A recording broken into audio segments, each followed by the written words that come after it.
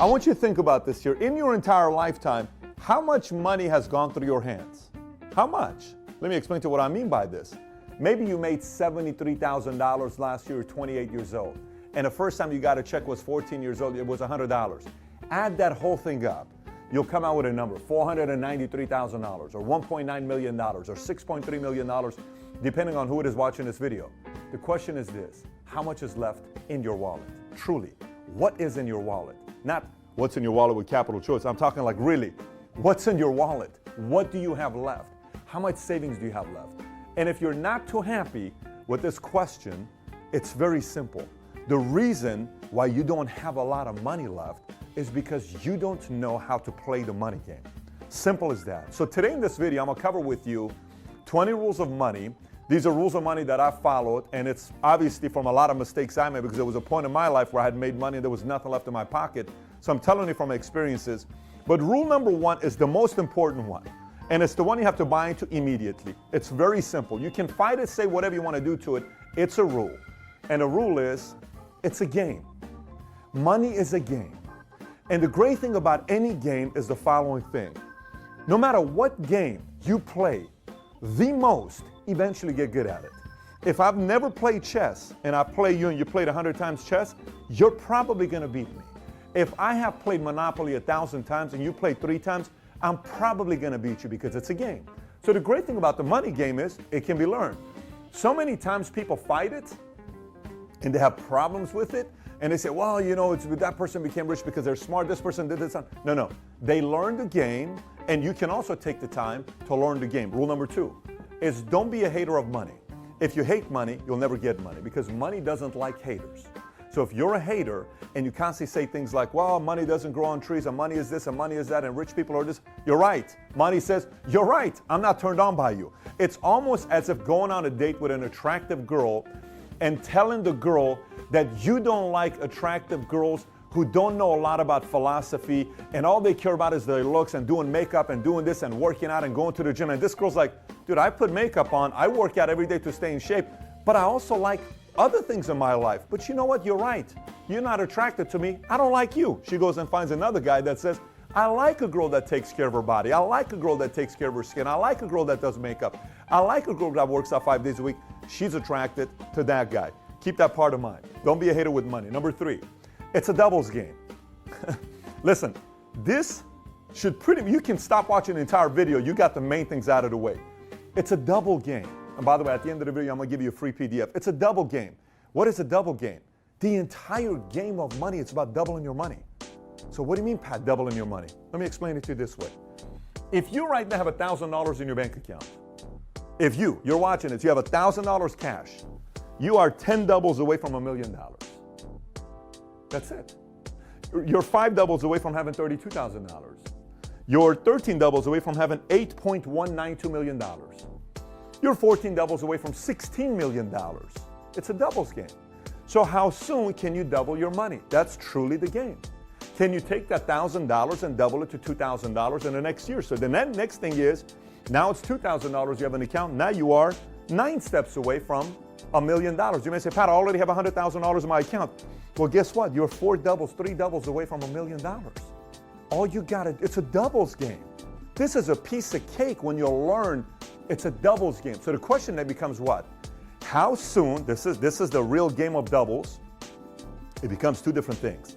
Risk tolerance, because you got to know yourself when it comes to money.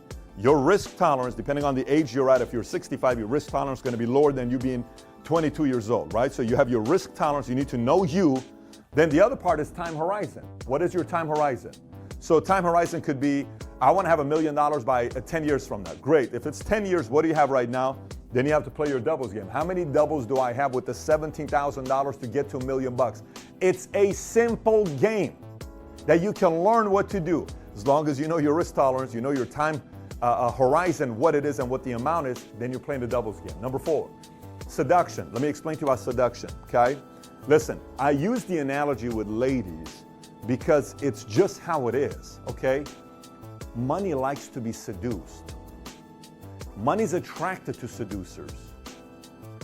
Just like a woman doesn't like a desperate man, money doesn't like desperate people. Money's not attracted to desperate people who want it so bad because they want to make this money and show it off to everybody. No. Money seduce. You need to seduce money. Seduce money. And all of a sudden money says, oof, I like this guy. I like this girl. Oh my gosh, I'm turned on to you. Don't let money seduce you. You seduce money. It's a seduction game. So whoever learns the seduction game with money, all of a sudden money starts coming from all over the place to you because money is turned on by people that know exactly what they're doing. Money likes investors who know what they're doing. Okay? A girl goes on a date with a guy that knows what he's doing. She's most likely to come back. And then there's experience. So learn how to seduce money. Once you learn this whole thing, you'll get better at this game as well. Next, timing. Timing when it comes down to money. Let me explain about timing. I'm not talking timing like this is the best time to invest into Snapchat or this is the best time to buy the IPO of Facebook and etc. I'm not talking that timing. Although that's a whole different conversation with timing. Timing, I'm talking about running a business. I'll give you an idea. There was a time where logically I had to cut down, okay, in my business. And I had to get rid of 2 or 3 employees. Logically, I had to cut down. But I knew what I was getting ready to do, and I had access to all the information. I decided to double down, and that helped expand the business to new area, new territories. So, and then the other part is cutting down expenses, is you knowing maybe numbers are looking very good, but there's an area that needs to be cut down that no one else knows about the information. You need to cut down because you have access to all the information. So there's got to be a part where you need to know, and that this is a thing that we can't teach you. This is not something I can teach you about. But this is going to be a part of it that you're going to learn from experience with timing. Timing with when you buy, timing on when you invest, timing on when you stay light, timing on when you stay liquid, timing on when you go. There's a timing aspect to all those decisions you'll make. Number 6, boredom. Let me explain what boredom means. Money needs to be moved, okay? Again, if a girl is bored with you, she leaves you because you're too boring. Same with men. If a man is bored with a girl, they're going to leave because it's boring. Money doesn't like to be bored. What do I mean? If money stays in a checking account, money's going to somebody else who knows how to use that money. If money is just staying somewhere and it's not working, it's too boring, it goes to somebody else that knows what to do with money. So you got to make sure money's always moving. Money's always moving for you, always moving for you, always moving for you, always working for you, always out there doing something to create more money for you. Next, secret account. You always got to have a secret account. Let me tell you what a secret account is. It's an account that no one knows about. Your wife, your husband, your boyfriend, girlfriend, mom, dad, brother, sister. No one knows about this account. What is this account? It's a crisis account. A crisis account could be cash. A crisis account could be somewhere sitting down that no one knows. But now I know you may say, Pat, you just talk about boredom, you talk about this. 2 complete different stories. You got to have a crisis account that's not your emergency fund. I'm not talking emergency fund that this is the right thing to do. I'm talking a crisis account.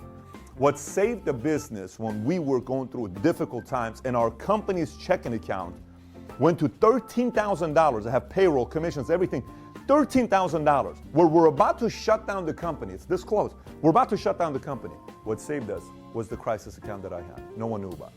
That money showed up, put it back into the business, saved us. We lasted. We made it through the tough times. And now we're here where we are today. But it's because I had a secret crisis account no one else knew about. You always need to have a secret crisis account. Number 8, don't drive first class until you have $10 million in a bank account. I see so many people spending $2,000 on a flight where they can spend $400. Listen, I'm 6'4", 6'5", 240. And do you know how many times till today I pay first class? 0. I don't pay first class. Other people pay for my first class, but I don't pay first class. I've been paid first class. I've flown first class many, many times because I have the miles or people pay for my flight. I don't pay first class. And why is that? Here's how I did the math. Now, obviously, I can afford to do it, no problem. But here's how I did the math. You're trying to tell me $2,000 for a first-class flight, and I can get $500 for the same flight. That's $1,500 times 9 flights in a month. That's 9,000. That's 9 times what? $1,500 is $13,500, some number like that. You know what I can do with that number? That's 4 employees. That's marketing. That's expansion. Over a year, that's $200,000, $180,000. Why am I going to waste that money? That's an executive I can bring in. That's 2 incredible employees I can bring in. I don't pay first class. Other people pay first class. Once you get 10 million bucks and you want to do it, that's great. At that point, you may want to get yourself a private jet, but don't fly first class. Next, comp plan. Let me explain to you what I mean by comp plan. So no matter what country you live in, okay, I get emails from 100 plus countries around the world, and Some of you guys and I talk through your communistic system, how you're upset, and you ask me what to do, and I tell you, if it's not going to change, you have to leave. You have to leave a communistic regime you're a part of. Some of you are in socialistic places, France, taxes, Spain. You're upset with the taxes being at where it's at, and I tell you, if you don't see the horizon changing, you need to adjust. But regardless of where you're at, rule number one about your comp plan. Your comp plan in whatever country you live in is your taxes. Study how you get taxed, because that's your comp plan. And let me explain to you why the comp plan in America does so well. A lot of people say things like this. They'll say, you know what? I can't believe the tax structure in America benefits business owners. And you know, why is it that they benefit business owners? Because business owners create jobs. If you created jobs, we'd give you a tax benefit. If there wasn't a tax benefit, an incentive for business owners, then who's going to create jobs for all these millions of people that need jobs? So you may say, well, Pat, if the incentives for business owners, shouldn't I be a business owner? Yes. Every single episode's about you becoming an entrepreneur. Yes, you ought to be a business owner. You ought to be an entrepreneur because it benefits you in your comp plan. It benefits you in your comp plan. And position yourself properly by knowing what your comp plan is. Rule number 10, end of the world mentality. Listen, CNN, MSNBC, Fox, Susie Orman, Dave Ramsey, whatever these names you want to go through, all of these names, put them all together. You know what they get paid to do? They get paid to sell crisis. Because if it happens, you got to be ready for it. Okay? And so what happens a lot of times is people get afraid. And they think it's the end of the world. And like that 2008, when the market crisis took place, the market went all the way down to 6,000 some, Dow Jones did. Everybody started pulling their money out. It's at $21,000 today, 21,000 points today. Imagine if you left the money in. How much compounding money was lost? Simply because you thought it was the end of the world. Simply because you thought there was a nuclear world that was going to happen all over the world. By the way, let me explain to you. If truly a nuclear war is going to happen, do you really think your money matters? Come on. We're not going to exist. So you got to act as if there's no nuclear war that's going to take place and panic so much when everybody tells you everything. And you got to learn how to manage those times when 90% of the world thinks it's the end of the world. You got to be ready. So how do you do that? Let me explain.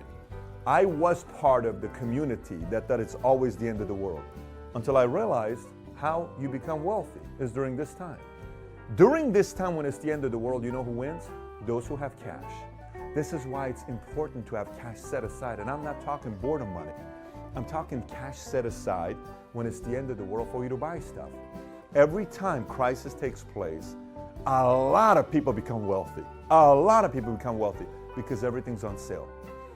Everything's on sale when there's crisis. People sell their exotics because they can't afford it. People sell their artwork for 1/5 of a price. Homes sell for 1/2 of a price. Investments, all these things is for sale during the time when there's the end of the world type of mentality. So you got to have a strategy for this time. Some say market's about to tank again in the next 2-3 years. I don't know if it is going to tank in the next 2-3 years. Here's what I do know. It's going to tank in the next 20 years, and I'm ready for it. I have to be ready for it because there's going to be opportunities. You also got to be ready for it. Number 11, study your politicians, especially your president. Let me explain to you why. You got to know what your politician in your local community is going to do and what their philosophies are. Here's why you need to know their philosophies.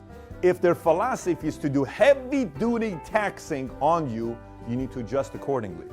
If their philosophy is to cut down taxes, you need to adjust accordingly. People ask me, Pat, what am I going to do with Trump?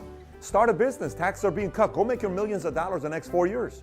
And if it's 8 years, go make your money and adjust. Everything's about adjustment. But you can't not know what their philosophies are. You need to know the philosophies of the politicians in your community. Number 12, study smart investors, but don't be too religious about them. Like, for instance, you ought to read everything Warren Buffett's got. Read every single thing Warren Buffett's got. Every single thing. Read any of the books that he's got, go read them. Because what he's going to teach you is his way of thinking, his mindset. He's going to teach you the way he's thinking. Like some people said, why did Warren Buffett spend $35 million to buy silver 6 years ago? And why did he all of a sudden, why does he not do any technology and stays away with it? You know, and why does he? These are philosophies. The thing that you got to respect about Warren Buffett, when he says, I don't do technology, he didn't do technology. So he stuck to a philosophy long enough until it worked. Study smart investors. Number 13, play your game. Don't compare. Let me explain. This is extremely problematic to a lot of people because let's just say on this doubles game, you're here. And let's just say your cousin is here. Why are you comparing yourself to him? You need to play your doubles game. Let's say you're here. Let's say your best friend is here. It's not the same game. He's 4 doubles ahead of you. It's not the same game. You just got to make sure you play your game. You can't say, I'm going to play my game at the level of what the other guy's at, because when you do it that way, you make reckless decisions and you lose a double. You don't want to lose doubles. You want to gain doubles. I don't know. I hope I'm making sense to you. You don't want to go backwards. And anytime you focus on this guy, you sometimes go backwards. Focus on your game. Focus on your strategies. Focus on your time horizon. Focus on your risk tolerance and play according to that game. Your vision may not be to be a billionaire. Your vision may not be to go out there and do something very big. Your vision may not be to be a person that's got 150 million bucks. Your vision may not be to be a decamillionaire. Your vision may be, I want to one day have $2 million. That's all good. Play to that game and put a plan next to it. Play to that game, but don't constantly compare yourself to other people. Okay, next, index. A lot of people say, well, as long as you beat the index. Okay, as long as you beat the index. I am more concerned of beating my goals than I am about beating the index. I'm not worried about beating the index. I'm worried about beating my goals. What is my goal? What is the deadline? I want to beat that number because it's mine. That's what I'm committed to. What is my deadline? I'm committed to this. I'm not committed to the index. I'm committed to this. Maybe I need to do a lot more than what the index is doing, because this is why I'm in business. In business, I can control the amount of growth I'm going to have on my income. I can't control if I'm studying just the index and the index is going 11.9%. I beat it 2.3%, but that's going to take me a long time for me to get over here. No. Play your game, beat your goals instead of trying to beat the index only. 15, befriend moneymakers. I'll tell you why befriend moneymakers that you trust. If you're around other people that know how to make money, you're going to make money, which is kind of how things work out. If you're around people that know how to make money, you're generally going to make money. If you're around people that don't even know how to make money or don't even make a lot of money, you're not going to make a lot of money. You know, so know who you're going into business with, know who you're doing things with. Sometimes things seem too sweet or sexy and all this stuff, but you don't know the person. I don't touch any of that stuff. It's important for me to know who I'm going to be doing business with. I hire very slowly, very slow. I fire very fast. The moment I'm done with somebody, boom, gone. 4 people we employ, fire in a day, no problem. I can't do this. The tolerance is not in the right place. We can't do this. We need to move on. But I hire slowly, especially the higher up it is. The more I travel with the person to get to know them. Same exact thing when it comes down to here. Whoever you're going to do business with, befriend them. Travel with them. If somebody's extremely wealthy, go to dinner with them. Get to know their wife. See how they're around their kids. Kind of see their standards of living. See their discipline. See their behavior. And then say, I like this person. I like what their friends say about him. I like how his cousin talks. I like how this is a person I can do money and business with. Number 16. Diversification is for absolute sissies, okay? So if you're a sissy and your risk tolerance is very low, it's okay. It's okay to be a sissy. A lot of people are sissies. But if you truly want to create wealth and you're wondering why in your lifetime you've worked for 17 years and you don't have a single penny and you've made $617,000, yet you only have $6,000 to show for it, there's a problem there. There's a problem there. What is the problem? Diversification is a great concept to sell for these expert financial advisors that are playing every single thing safe and all these other things. Yes. Now, for those of you that are watching this and you're 73 years old, diversification may be good for you if you already have hit your goal of $6 million and you're where you're at. You're 62 years old. I respect the fact that you've already hit your numbers. That's solid. Risk tolerance lower, time horizon lower. Okay, you're playing a different game. I'm talking mainly for the people that are in the offensive mode of their lives, that you're trying to get here. Maybe you're around this market. I'm not talking to the people that are here. I'm talking to the people that are here. You're trying to get your doubles to go quickly, faster. If you just rely on diversification, 20, 30, 40 years, well, then you just got to know that it's going to take 40 years. It's going to take 30 years. Maybe. That's if everything goes the way it's supposed to be going. So I don't recommend just relying on diversification to take you to where you want to get to. 17. The game is about leverage. Everything is leverage. Now, let me explain what leverage means. I'm not saying leverage going to debt with everything. I'm not talking leverage like that. I'm talking leverage, period. What could leverage be? Leverage your business. How can you grow your business if you're running a business? How can you leverage to have more support? How can you leverage to sell more? How can you leverage to expand more? How can you leverage to increase the value of your business more? How can you leverage to market yourself more? How can you leverage to get to the customer faster? How can you leverage to increase the speed of growth of your business? How can you leverage to get certain things going? How can you leverage? Everything is a leverage game. Everything is a leverage game. And the more you study the concept of leverage and the game, how it works, the better it is for your wealth. Number 18, positioning. Positioning has to do with, for instance, I'll tell you what positioning is. We can do a whole thing on positioning, but I'm just going to give it to you in a shorter sense. Positioning. if I'm going to go work at a company and I'm going to have a piece of the equity and I'm going to position myself to own a piece of that company and it's going to go public, that's smart positioning. That's very, very smart positioning. Tom over here, who's our president, Tom created his wealth by positioning. He went and positioned himself in certain places and participated in the victory by owning a piece, and he positioned himself. Sometimes it's positioning. Sometimes it's who you're running with. A lot of times people say, wow, I'm making great income with this company I'm at. Yeah, but you haven't positioned yourself yet because there's no backing on the equity. So it's positioning. You got to also position yourself here to make sure you're taking care of that part, right? Of course, you got to take care of your credit. You got to have high income, savings, investments, but you got to make sure you position yourself properly as well. Number 19, strategic partnerships. Strategic partnerships. The more you can create an environment, it's kind of similar to befriend moneymakers, but this is slightly different because it's intentional. If you can figure, like what we do with our company, is we have strategic partnerships where a lot of people make money, okay? The more people make money, the more people continue to do business with you if there's strategic partnerships. I have strategic partnerships with $400 billion companies, $200 billion companies, $60 billion companies. I have strategic partnerships with a lot of different companies that benefits them, okay? Strategic partnership increases the value of making money because a lot more people are making money with you when they go into business with you. And last but not least, big check syndrome. Let me tell you what the big check syndrome is. Oh my gosh, I've seen so many people screw this whole thing up, and I'll just explain to you what it is. So for instance, say you are doing a real estate, hypothetically, okay? And all of a sudden you get, this one client wants you to sell their home. It's a $3 million home. I'm just throwing numbers out there. And you go and sell this $3 million home, and the check is $100 and some thousand that you get. And you say, oh my gosh, I made $100,000. And for 2 months, you live as if you made $100,000 in a month. What you don't realize is that $100,000 check in a month, you need to look at it as an $8,300 a month income for that year. That's what that means. It's not $100,000. And I've seen so many people who treat this as $100,000 in a month, and they get cocky, arrogant, all this stuff, and then they go back to right here. And their double goes lower and lower and lower. And they don't realize it's just a big payday. Let me explain. Would you rather have, right now, a $500,000 cash I give you? Watch this question, you're going to answer. Would you rather take a $500,000, okay, given to you, up front I'm going to give you $500,000, or would you rather take an income stream, guaranteed, okay, of $100,000 over 20 years? Which one would you take? $500,000 up front, $100,000 over 20 years. Which one would you take? You know what, believe it or not, most people will say, well, I think the right answer is $100,000. Most people would take the $500,000.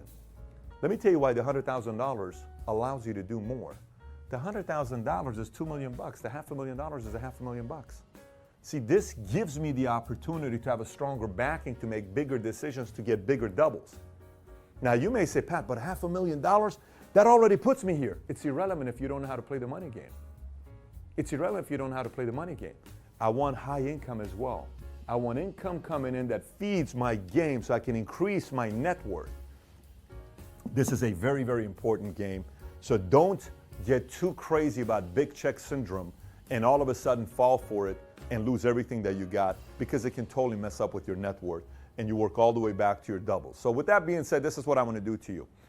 This episode is obviously an episode that people would want to look at on a PDF. So we're going to give you a free PDF, but this is what you need to do. You need to visit patrickbaydavid.com. We'll put the link on the bottom of the YouTube video as well so you can see it. But if you're not here and you're seeing this video in a completely different place, because videos nowadays are being shared everywhere, you can go to patrickbaydavid.com, okay? When you go to the website, the link for this is going to be there. Look for the link. And if you don't see it anywhere, just go on the search on the bottom of my website. Paul, show exactly where the search would be. Type in money, and this would come up. Rules of money, this would come up. Then get the free PDF, print it out, and look at it and start studying which of those 20 rules you follow and you do very well at, and which you don't, and start adjusting to it, and study the areas that you need to do to improve in those games. So with that being said, if you have any questions, any thoughts, any comments, comment on the bottom. And thanks for watching, everybody. Take care. Bye-bye. Hey, thanks for watching this video. Let me make a case to why I believe you need to subscribe to Valuetainment, also join the notification squad. Look, there's two ways you can learn about business. One of the ways is go to college, learn a bunch of theories by professors who have probably never ran a business before, or you can watch Valuetainment. ran by entrepreneurs who have built and sold businesses, and you can learn from our mistakes and what we did right.